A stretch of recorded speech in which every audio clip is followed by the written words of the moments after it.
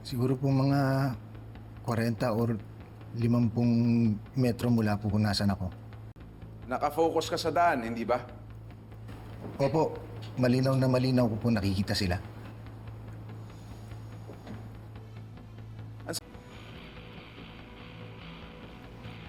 Tama po. Yun. So hindi kaya sinasabi mo lang na itinulak ng akusada ang biktima para may ibang managot sa pagsagasa mo sa kanya? Hindi po ganun ang nangyari. Ako rin naman ho yung kinasuhan eh. Pero nakita ko po talaga malinaw sa paningin ko. Tinulak ng babaeng yan, yung biktima. Tinulak niya! Ganito pa nga yung pagkatulak eh.